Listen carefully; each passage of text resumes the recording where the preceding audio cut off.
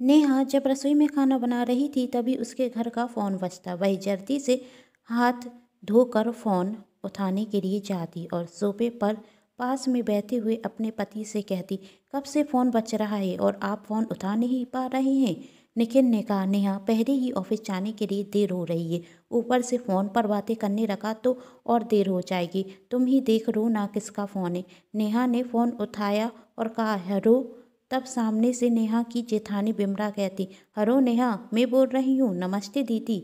बोलिए, आज सुबह सुबह कैसे याद किया। अरे कुछ नहीं, तुम्हें तो पता है ना, 2 दिन बाद तुम्हारे भतीजे यानी मेरे बेटे रोहित का जन्मदिन है, तो तुम्हें और मेरे देवर निखिल दोनों को आना है। क्यों नहीं दीदी, हम दोनों जरूर आएंगे। तभी नेहा को खांसी उठती। तभी नेहा की जेठानी बिमला ने कहा, क्या हुआ तुम्हें, तुम्हारी तबीयत तो ठीक है ना। नेहा ने कहा, अरे दीदी, घबराने की कोई बात नहीं, बस हल्का सा जुकाम है। हल्का सा जुकाम में इतना कौन खांसता है। नेहा ने कहा, अरे दीदी, कोई घबराने की बात नहीं, मैंने डॉक्टर को दिखा लिया है। तब नेहा की जेठानी कहती, तुम ना अपना बिल्कुल ध्यान नहीं रखती, सुबह जल्दी सोकर मत उठा करो, समझ गई। नेहा कहती, हाँ हाँ दीदी, समझ गई। और तभी बिमला का बेटा रोहित कहता है, चाची जी से बात करनी है। तो बिमला कहती, लो शैतान, तुमसे बात करना चाहता है। अच्छा दीदी, दीजिए ना रोहित को फ़ोन। रोहित कहता, चाची मेरे जन्मदिन पर आप वीडियो गेम मुझे गिफ्ट में देना। बिमला ने अपने बेटे से कहा, बदमाश, तुझे गिफ्ट चाहिए थी इसलिए चाची से बात करनी थी। तब नेहा कहती, अरे दीदी, छोटा बच्चा ही तो है, यदि वह मुझसे नहीं मांगेगा तो किससे कहेगा। मैं ज़रूर इसके लिए वीडियो गेम लेकर आऊँगी। और आपको तो कुछ नहीं चाहिए। नहीं, बिमला कहती, तुम थोड़ी ना खाली हाथ आओगी, कुछ ना कुछ तो लेकर आओगी, वही मेरे लिए बहुत है। बस एक मेकअप किट लेकर जरूर आना। तभी निखिल नेहा से धीरे से कहता, नेहा मेरा लंच बॉक्स रखा दो ना, तुम देवरानी जेठानी की बातें तो ना जाने कब खत्म होंगी। तब बिमला वहाँ से कहती, क्या कह रहे हैं मेरे देवर जी। नेहा ने कहा, कुछ नहीं दीदी, बस हमसे जरते हैं, हम आपस में इतनी बातें जो करते हैं। कहते हुए नेहा और बिमला हंसने लगती और बिमला कहती, अच्छा ठीक है, मैं तुमसे बाद में बात करती हूँ। कहकर बिमला फ़ोन रख देती और नेहा निखिल को लंच बॉक्स देते हुए कहती, 2 दिन बाद रोहित का जन्मदिन है तो हमें घर जाना है, दीदी ने हम दोनों को बुलाया है। निखिल ने कहा, ठीक है, मैं ऑफिस से छुट्टी ले लूँगा और हाँ, शाम को जल्दी आ जाना। वह क्या है ना, हमारे रोहित को वीडियो गेम चाहिए। दीदी और आपकी छोटी बहन के लिए भी तो कुछ शॉपिंग करनी है ना, इतने दिनों बाद जा रहे हैं तो खाली हाथ थोड़ी ना जाएंगे, सबके लिए कुछ ना कुछ लेकर तो जाएंगे। निखिल नेहा को कुछ पैसे देता और कहता, ऑफिस से तो मैं जल्दी नहीं आ पाऊंगा, तुम एक काम करना, पड़ोस वाली भाभी के साथ चली जाना। नेहा ने कहा, ठीक है, लेकिन आपको 2 दिन बाद छुट्टी लेनी है। निखिल ने कहा, पूरी कोशिश करूंगा छुट्टी लेने की, लेकिन अभी देर हो रही है, जल्दी से जाता हूँ। नेहा को बाय कहकर निखिल ऑफिस चला जाता और नेहा सोचती, घर के काम कर लेती हूँ, फिर शॉपिंग करने के लिए भी तो जाना है। नेहा घर के काम करने लगती। नेहा की शादी को पूरे 5 वर्ष हो गए थे और इन 5 वर्ष में वही अपने ससुराल से दूर तो रह रही थी, लेकिन कभी दूर नहीं थी। अक्सर त्योहारों पर वही अपने ससुराल जाती थी। ससुराल में सास ससुर जी, जेठ जेठानी और एक छोटी ननद थी। नेहा की सबसे अच्छी अपनी जेठानी से बनती थी, क्योंकि उसकी जेठानी उसके लिए बड़ी बहन समान थी। नेहा जल्दी से घर के काम करती और अपने पास में रहने वाली सुमित्रा भाभी के घर जाती है। सुमित्रा घर का दरवाज़ा खोलते साथ ही कहती, ओ नेहा, तुम आज इतने दिनों बाद, अपनी भाभी की कैसे याद आ गई। कितने दिनों से तुम्हें बुला रही हूँ, लेकिन तुम हर बार कह देती हो टाइम नहीं, तो आज टाइम कैसे मिल गया। अरे भाभी, सच में बिजी रहती हूँ इसलिए नहीं आ पाती। वही तो 2 दिन बाद मेरे भतीजे का जन्मदिन है तो घर पर जा रही हूँ, तो सोचा सबके लिए नए नए तोहफे लेती जाऊँ, तो आप मेरे साथ चलिए ना। सुमित्रा भाभी कहती, तुम बैठो, मैं अभी 15 मिनट में तैयार होकर आई। थोड़ी देर बाद नेहा अपनी सुमित्रा भाभी के साथ शॉपिंग करने के लिए मॉल में जाती, जहां वह अपनी जेठानी के लिए 3-4 महंगी साड़ियां पसंद करती है और अपनी सास और ननद के लिए भी, और भतीजे रोहित के लिए वीडियो गेम और कुछ नए कपड़े भी खरीदती। तब सुमित्रा नेहा से कहती, नेहा तुम तो बहुत कुछ खरीद रही हो, इतना सब कुछ लेने की क्या ज़रूरत है, फालतू में पैसे खर्च क्यों कर रही हो। नेहा ने कहा, भाभी, यह सब मैं अपनों के लिए ले रही हूँ और अपनों के लिए खर्च करने में फालतू खर्च तो नहीं होता, और वैसे भी मैं उन सब से दूर रहती हूँ, तो जब यह छोटे छोटे खिलौने ले जाती हूँ, एक गिफ्ट ले जाती हूँ, तो उन्हें भी बहुत अच्छा लगता है और मुझे भी। तब सुमित्रा भाभी कहती, यह तो बहुत अच्छी बात है कि तुम्हारे ससुराल वाले तुम्हें पसंद करते हैं और तुम अपनी ससुराल वालों को, लेकिन फिर भी हर इंसान को खर्च अपने हिसाब से करना चाहिए। इतना सब तो तुम अपने और निखिल के लिए नहीं रहती जितना अपनी ससुराल लेकर जा रही हो।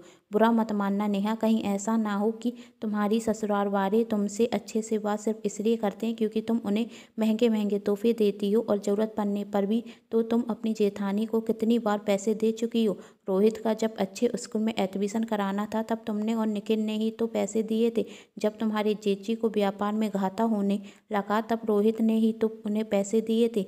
नेहा ने कहा, माफ़ कीजिए सुमित्रा भाभी, आप मुझसे बड़ी हैं इसलिए मैं आपसे कुछ कहना नहीं चाहती, लेकिन हम एक ही परिवार के सदस्य हैं और मुसीबत के वक्त हम एक दूसरे के काम नहीं आएंगे तो कब आएंगे। जब जेजी को पैसे की ज़रूरत थी तब मैंने उन्हें पैसे दिए, इसमें गलत क्या है। और रोहित तो मेरे बेटे समान है, यदि मैं उसकी पढ़ाई के लिए पैसे दे देती हूँ तो इसमें क्या गलत है। और रही बात हमारी छोटी ननंद की, तो निखिल उनके बड़े भाई हैं, तो बड़े भाई होने के नाते वह अपनी छोटी बहन को पढ़ा रहे हैं, तो इस सब में कुछ भी गलत नहीं। मेरे सास ससुर का जब स्वास्थ्य खराब हो जाता है तो वह हमारे पास आकर रहते हैं, क्योंकि यहाँ पर गांव से ज़्यादा सुविधा है। हम अरग भरे ही रहते हैं लेकिन हमारे दिल अभी भी एक हैं। तब सुमित्रा भाभी ने कहा, अरे नेहा, तू तो बुरा मान गई, मैं तो बस इसलिए कह रही थी कि अभी तू जब 2 महीने पहले अपने घर गई थी तो भी इतना सब कुछ लेकर गई थी। वैसे अच्छा है, हर लड़की को ऐसा ही सोचना चाहिए कि उसका ससुराल उसका परिवार है। तब नेहा ने कहा, नहीं भाभी, मैं आपकी बातों का कभी भी बुरा नहीं मानती, मैं अच्छे से जानती हूँ कि आप हमेशा मेरा अच्छा चाहती हैं। तब बिमला भाभी कहती, अच्छा नेहा, अब बहुत हो गई बातें, और यदि तेरी शॉपिंग हो गई हो तो हम घर चलें। वह क्या है ना, छोटी के कोचिंग से आने का वक्त हो गया है। नेहा ने कहा, हाँ भाभी चलिए, घर चलिए, मैंने भी सब कुछ खरीद लिया है। कहकर दोनों अपने अपने घर चली जाती। शाम को जब निखिल ऑफिस से घर आता तो नेहा निखिल से पूछती, आपको छुट्टी मिल गई ना। निखिल ने कहा, अरे बाबा, पहले पानी के लिए तो पूछ लो, ऑफिस से थका हुआ आया हूँ। नेहा कहती, सॉरी, मैं अभी पानी लेकर आती हूँ। पानी पीने के बाद नेहा ने फिर पूछा, आपको छुट्टी मिल गई ना। निखिल, कॉफ़ी मिलेगी। नेहा ने कहा, मैं अभी कॉफ़ी बनाती हूँ, पहले बताइए ना आपको छुट्टी मिली या नहीं। निखिल ने कहा, मिल गई मुझे छुट्टी, मेरी समझ में यह नहीं आता, तुम्हारा कोई लड़की ससुराल जाने के लिए इतनी उतावली नहीं होती जितनी तुम होती हो। तब नेहा ने कहा, क्योंकि हर किसी लड़की का ससुराल इतना अच्छा नहीं होता जितना मेरा है। निखिल कहता, अच्छा जी। नेहा कहती, हाँ जी। कहकर दोनों जोर से हंसने लगते। निखिल कहता, अब तो कॉफ़ी मिलेगी। नेहा अभी लेकर आई। नेहा कॉफ़ी बनाने जाने रखती है और निखिल मुस्कुरा जाता है। इसी तरह 2 दिन निकल गए और निखिल नेहा से कहता, जल्दी चलो वरना स्टेशन जाने में लेट हो जाएगा। नेहा ने कहा, एक बार सब कुछ देख लेती हूँ, कुछ छूट ना जाए। निखिल कहता, अरे बाबा, कितनी बार चेक करोगी, अब जल्दी चलो। निखिल बैग उठाता और बाहर चला जाता और पीछे से नेहा भी चली जाती। नेहा जब अपने ससुराल जाती उसके ससुराल वाले उसे देखकर बहुत खुश होते और रोहित आकर कहता, अरे चाची चाचू, आपने आने में कितनी देर कर दी, पता है आप नहीं आई इसलिए मम्मी ने अभी तक मेरा जन्मदिन भी नहीं मनाया। नेहा नीचे झुकती और रोहित के गले पर हाथ फेरते हुए कहती, क्या करें बेटा, ट्रेन आने में लेट हो गई, लेकिन अब आपका जन्मदिन बहुत धूमधाम से सेलिब्रेट करते हैं। चलो जल्दी से केक लेकर आओ। थोड़ी देर में रोहित का जन्मदिन सेलिब्रेट होता। उसके बाद नेहा रोहित को वीडियो गेम और खिलौने और वही सब कपड़े देती जो वही रोहित के लिए लेकर आई थी। वही अपनी जेठानी, सासू माँ, जेठजी, ससुर जी और ननंद के लिए भी तोहफे लेकर आई थी, वही सबको तोहफे देती। तभी नेहा की जेठानी कहती, नेहा, तुम मेरे लिए वही मेकअप किट लेकर नहीं आई जो मैंने तुमसे लाने के लिए कहा था। नेहा कहती, दीदी सब लेकर आई हूँ, वही दूसरे बैग में है। तब नेहा की जेठानी कहती, मैं तो जानती थी कि तुम लेकर जरूर आई होगी, और कितना सारा सामान लेकर आई हो तुम, अब सबके लिए इतना सब लेकर आने की क्या ज़रूरत थी। तब नेहा कहती, अरे भाभी, कभी कभार तो मिलना होता है, उसी में आप सबको यह सब ना दूँ तो अच्छा लगता है क्या। दूसरे दिन नेहा सुबह जल्दी उठकर रसोई में जाती तो नेहा की जेठानी कहती, अरे नेहा, तुम्हें आने की क्या ज़रूरत थी, मैं सब कर लेती ना। तब नेहा ने कहा, भाभी, अब मैं हूँ तो आप अकेले काम क्यों करेंगी। तब नेहा की जेठानी ने कहा, तुम्हारी तबीयत भी ठीक नहीं रख रही है, तुम्हें बुखार तो नहीं। नेहा के सिर पर हाथ रखती और कहती, हाँ तुम्हें तो बुखार है, जाकर अपने कमरे में आराम करो, मैं अभी तुम्हारे भैया से कहकर डॉक्टर को बुला लेती हूँ। नेहा ने कहा, नहीं भाभी, कोई ज़रूरत नहीं है, ज़्यादा बुखार नहीं है, बस हल्का सा बुखार है। तब बिमला कहती, मैंने कहा ना जाकर आराम करो। नेहा अपने कमरे में जाती और नेहा की जेठानी डॉक्टर को बुलाती। डॉक्टर कहते बस थोड़ा मौसमी बुखार है, 1-2 दिन में ठीक हो जाएगा। तब बिमला ने नेहा से कहती अब 2 दिन तक तुम आराम ही करना, समझ गई। नेहा ने कहा अब आपके होते हुए मुझे आराम ही करना होगा, कहकर नेहा तो हंसने लगती, लेकिन नेहा की जेठानी के चेहरे पर वही मुस्कान नहीं दिखती। तब नेहा अपनी जेठानी से कहती अरे दीदी क्या हुआ, मैं देख रही हूँ आप कुछ दिनों से परेशान है। नेहा की जेठानी ने कहा कुछ नहीं नेहा, बस छोटी सी बात है। तब नेहा कहती दीदी छोटी हो या बड़ी आपको मुझे तो ज़रूर बतानी होगी, बताइए ना क्या हुआ, कोई परेशानी है क्या। नेहा की जेठानी ने कहा वैसे तो कोई परेशानी नहीं, बस वो क्या है ना कि मेरे मायके में मेरी छोटी बहन की शादी आ रही है और तुम्हारे जेठ जी से कहा कि छोटी बहन की शादी है तो मुझे कुछ पैसे देते, तो तुम्हारे जेठ जी ने साफ मना कर दिया, कह रहे हैं इस बार भी व्यापार में कुछ ज़्यादा फ़ायदा नहीं हुआ। बस इतनी सी बात थी। आपकी छोटी बहन मेरी छोटी बहन, आपको कितने पैसे चाहिए, मैं अभी निखिल से कहकर आपको पैसे दे देती हूँ। तब नेहा की जेठानी कहती मैं तुमसे पहले भी बहुत बार पैसे ले चुकी हूँ। तभी निखिल कमरे में आता और नेहा निखिल से कहती देखिए ना दीदी को कुछ पैसों की ज़रूरत है और दीदी हमसे लेने से मना कर रही हैं। तब निखिल ने अरे भाभी यह भी कोई बात हुई, यदि आपको पैसों की ज़रूरत है तो आप मुझसे ले सकती हैं। तब बिमला कहती लेकिन निखिल, तब निखिल ने कहा यदि आपको मुझसे पैसे लेने में हिचकिचाहट हो रही है तो उधार समझकर ले लीजिए, बाद में वापस कर देना। नेहा और निखिल के जिद करने के बाद बिमला पैसे ले रही थी और निखिल नेहा से कहता है मैं अभी थोड़ी देर में आता हूँ, फिर वहाँ से चला जाता और बिमला नेहा से कहती मैं तुम्हारे लिए अभी गरम गरम चाय बनाकर लेकर आती हूँ। थोड़ी देर में नेहा की जेठानी नेहा के लिए चाय लेकर आती। नेहा चाय का कप हाथ में लेती और उससे कप छूट जाता। कप टूटने की आवाज़ से नेहा अपने अतीत से बाहर आती और नेहा की जेठानी चिल्लाते हुए नेहा से कहती पैसे कोई पेड़ पर नहीं उगते हैं कि तू नुकसान पर नुकसान करती जा रही है। एक कप तोड़ा है ना, इसका भुगतान तुझे ही करना होगा। एक काम तो ढंग से करती नहीं और ऊपर से नुकसान करती जा रही है। नेहा की जेठानी उसे सुनाकर वहाँ से चली जाती और नेहा की आंखों में आंसू आ जाते और सोचती यह मेरी वही जेठानी है जो थोड़ी सी मेरी बीमार होने पर इतना घबरा जाती थी, जो मेरी इतनी केयर करती थी, जिसे मैं अपनी बड़ी बहन मानती थी। क्या सच में यह सब एक नाटक था? क्या सुमित्रा भाभी सच कहती थी कि मेरे ससुराल वाले सिर्फ मुझसे अच्छे से बातें इसलिए करते हैं क्योंकि निखिल की एक अच्छी नौकरी है और मैं उनके लिए तोहफे लेकर जाती हूँ? क्योंकि जब से निखिल की नौकरी छूटी है तब से तो मेरे ससुराल वालों का मेरे प्रति रवैया बदल गया है। तभी थोड़ी देर में नेहा की ननद आती है और कहती क्या नेहा भाभी आप कब से बर्तन ही साफ कर रही हैं, नाश्ता कब बनाएंगी, मुझे ऑफिस जाने में देर हो रही है। अरे बहू अभी तक खाना बनाया नहीं क्या, आज भूखा ही रहना पड़ेगा। बाहर से नेहा के सास ससुर की आवाज़ आई। तभी नेहा की जेठानी आकर कहती अरे महारानी सबको भूख लग रही है, जल्दी से खाना बना।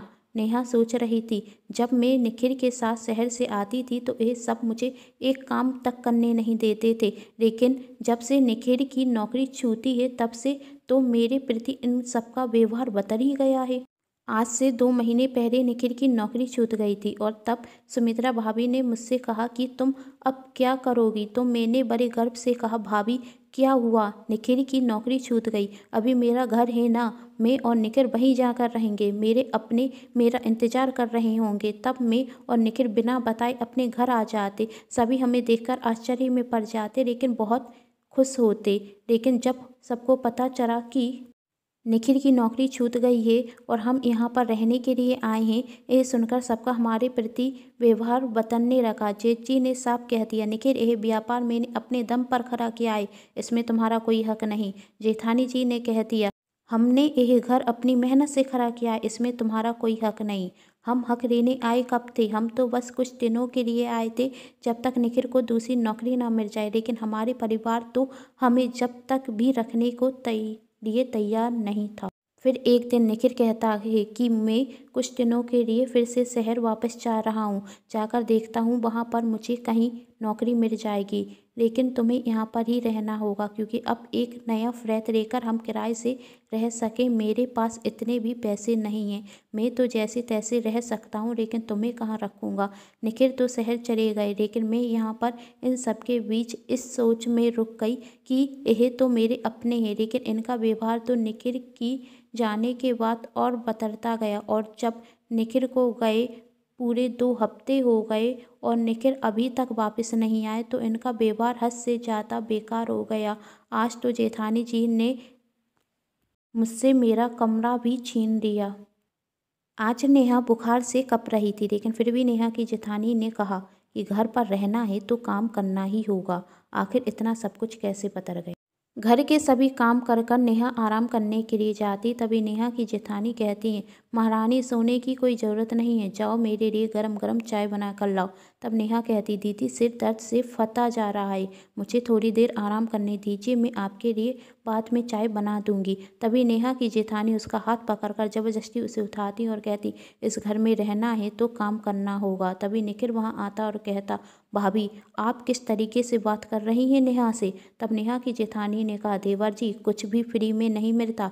एक तो मैं आपकी पत्नी को इस घर में रहने दे रही हूँ ना, उसी का एहसान मानो, और यह महारानी इस घर में रहेगी तो इसे काम करना ही होगा। तब निखिल कहता, भाभी आप इतनी जल्दी बदल जाएंगी, मैंने कभी सोचा नहीं था। आपके और भैया के बुरे वक्त में मैं कितना काम आया था।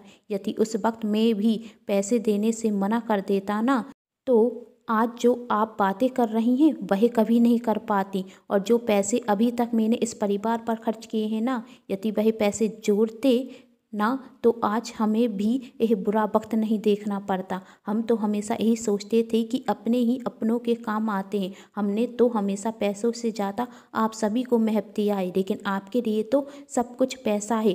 आप तो यह भी भूल गई कि हम दोनों आपके बुरे वक्त में कितना काम आए थे। और कहता, भाभी मैं जिंदा हूँ अभी, और मेरे होते हुए मेरी पत्नी को कोई कुछ नहीं कह सकता। चलो नेहा शहर चलते हैं, मैं तुम्हें लेने के लिए आया हूँ। मैं तो आप सबको यह खुशखबरी सुनाने के लिए आया था कि मेरी नौकरी लग चुकी है, लेकिन अच्छा हुआ कि फ़ोन करके नहीं आया। आप सभी नाटक करने लगते अच्छा बनने का। आज आप सभी की असलियत देखने को तुम मिली। तब निखिल नेहा से कहता, तुमने मुझे बताया क्यों नहीं कि यह सब तुम्हारे साथ इतना बुरा व्यवहार कर रहे हैं। तब नेहा ने कहा, आप पहले ही परेशान थे, मैं आपको और परेशान करना नहीं चाहती थी। निखिल ने कहा, नेहा यदि तुम मुझे पहले ही सच बता देती तो मैं तुम्हें यहाँ से ले जाता, जैसे भी रहते, लेकिन तुम्हें वहाँ कोई परेशानी होने नहीं देता। कम से कम इन सब के साथ तो नहीं रहती जिन्होंने तुम पर इतना जुर्म किया। मैं तो अपने परिवार के पास तुम्हें छोड़कर गया था, लेकिन क्या पता था मुझे कि मेरा परिवार इतना गिरा हुआ होगा। आप सबने तो बेशर्मी की हद पार कर दी। कहकर निखिल नेहा को अपने साथ ले जाता, और उसके बाद निखिल और नेहा ने अपने परिवार से बातें करना भी कम कर दिया। नेहा की जेठानी को पछतावा इस बात का कि यदि मैं नेहा से कुछ दिन और अच्छे से बात करती तो पहले की तरह नेहा आज भी हम सब के लिए महंगे महंगे तोहफे लेकर आती। नेहा निखिल की ज़िंदगी में जो बुरा वक्त आया था वह कट गया। शायद यह बुरा वक्त यही बताने के लिए आया था कि निखिल के और नेहा के अपने कितने अपने हैं।